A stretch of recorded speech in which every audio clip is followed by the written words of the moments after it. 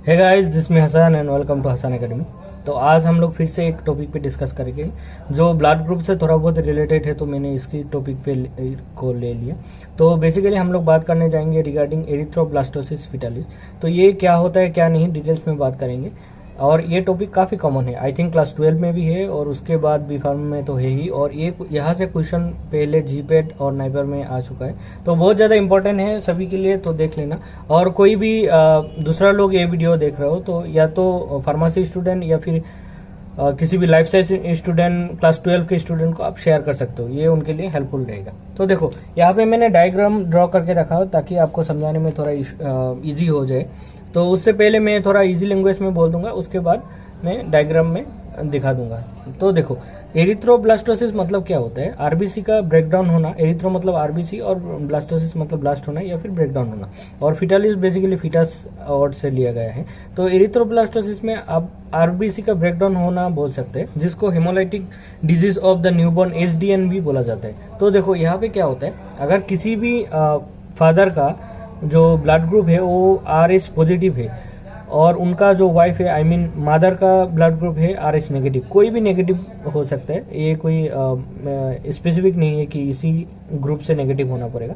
किसी भी blood group का नेगेटिव हो और उनका हस्बैंड जो है वो पॉजिटिव है, तो उनका बच्चा जो भी फर्स्ट बेबी होगा उसमें दोनों का पॉसिबिलिटी रहता है, या तो RH पॉजिटिव हो सकता है या फिर नेगेटिव हो सकता है। अगर बच्चे का ब्लड ग्रुप RH नेगेटिव हुआ तो कोई इशू नहीं है जो माँ से मैच करता हुआ, बट अगर बच्चे का ब्लड ग्रुप RH पॉजिटिव हुआ तो ये पॉजिटिव माँ से मैच नहीं करने के कारण ड्यूरिंग डिलीवरी के टाइम में क्या हो सकता है कि थोड़ा बच्चा का जो भी ब्लड होगा वो माँ का बॉडी में जा सकता है, या फिर माँ का ब्लड भी बच्चे का बॉडी में आ सकता है। बट माँ का नेगेटिव है, नेगेटिव वाला पॉजिटिव में आने से कोई इशू नहीं, बट पॉजिटिव वाला ब्लड जब माँ का बॉडी में जाएगा तो बेसिकली होगा क्या, इस ब्लड के अगेंस्ट में एक एंटीबॉडी प्रोड्यूस हो जाएगा माँ का बॉडी में, कि RH पॉजिटिव के अगेंस्ट एक एंटीबॉडी प्रोड्यूस होगा।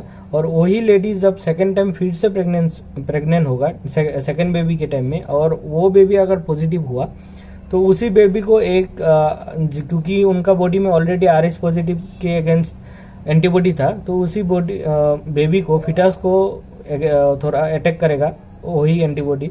या तो ड्यूरिंग प्रेग्नेंट टाइम ही बच्चे का डेथ हो सकता है, या फिर प्रेग्नेंट टाइम में नहीं होने से भी डिलीवरी होने का थोड़ी देर बाद उनका डेथ होने का चांस रहते हैं। तो ये प्रोसेस को बोला जाता है एरिथ्रोब्लास्टोसिस फिटालिस, और एट द एंड मैं बोल दूंगा कि इससे आप किस तरह से बच सकते हो। तो देखो यहाँ पे आप डायग्राम में ले आते हो सबसे इजी करके दिखाने के लिए। ये फादर है और ये मदर है। बेसिकली ये स्क्वायर एंड दिस सर्कल, अगर आप जेनेटिक जब पढ़ोगे ना तो वहाँ पे पेडिग्री एनालिसिस में इस तरह से ही दिखाया जाता है। स्क्वायर होता है फादर के लिए और फीमेल के लिए होता है आपका सर्कल। तो देखो फादर था RH पॉजिटिव, कोई भी पॉजिटिव वाला था, और मदर था RH नेगेटिव, और उनका जब फर्स्ट बेबी हुआ था तो उसमें दोनों होने का चांस है, या तो पॉजिटिव या फिर नेगेटिव। अगर नेगेटिव हुआ तो कोई इशू नहीं है, इट्स ओके। अगर पॉजिटिव हुआ तो क्या होता है, ड्यूरिंग डिलीवरी इस पॉजिटिव बच्चे का ब्लड थोड़ा सा माँ का बॉडी में जाने का चांस रहता है, और अगर ऐसा हुआ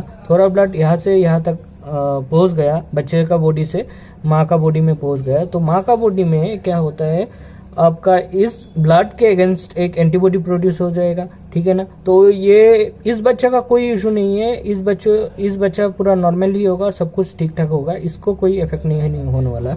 बट अभी देखो, अभी माँ का बॉडी में ऑलरेडी RH पॉजिटिव के अगेंस्ट एक एंटीबॉडी बन के प्रोड्यूस है, और वही लेडी जब फिर से प्रेग्नेंट हुआ और इस बार भी अगर RH नेगेटिव हो गया तो कोई इशू नहीं है, क्योंकि वो जो एंटीबॉडी प्रोड्यूस हुआ था वो RH पॉजिटिव के अगेंस्ट हुआ था। बट सेकेंड बेबी अगर फिर से RH पॉजिटिव हुआ ना, सेकेंड बेबी फिर से RH पॉजिटिव हुआ, तो इस बेबी को ड्यूरिंग जब प्रेग्नेंट रहेगा उसी टाइम चांस है कि इस बेबी का डेथ हो जाए, क्योंकि उनका एंटीबॉडी इस बेबी का जो भी RBC है उसको अटैक करने वाला है, तो उसका RBC ब्रेकडाउन कर देगा। या फिर अगर during delivery I mean during pregnant time death नहीं भी हुआ तो डिलीवरी होने का थोड़ी देर बाद उसका डेथ हो सकता है। तो ये जनरली काफ़ी ज़्यादा बहुत सारे बुक में सेकंड बेबी के बारे में लिखा जाता है, बट आप लॉजिकली सोचो तो ये सेकंड बेबी बोल के नहीं, इसका बाद भी हो सकता है। अगर सेकंड बेबी पॉजिटिव हुआ और फर्स्ट बेबी नेगेटिव था तो पहले वाले टाइम में कोई एंटीबॉडी प्रोड्यूस नहीं हुआ माँ का बॉडी में, बट सेकंड टाइम जब पॉजिटिव आ गया तो उनका बॉडी में अभी एंटीबॉडी बन के रेडी है। और अगर ये प्रोसेस कंटिन्यू रहा, आई मीन थर्ड बेबी तक भी गया, तो थर्ड बेबी अगर फिर से पॉजिटिव हुआ तो उस टाइम जाके फिर से बच्चे का डेथ हो सकता है। तो ये प्रोसेस इस तरह से जाता है। तो इसको जितना हो सके मैं इजी वे से समझाने का कोशिश किया। आई होप आप समझ गए होगा। अब बात है कि इससे कैसे रिकवर हो सकते हैं या फिर कैसे इससे बच सकते हो।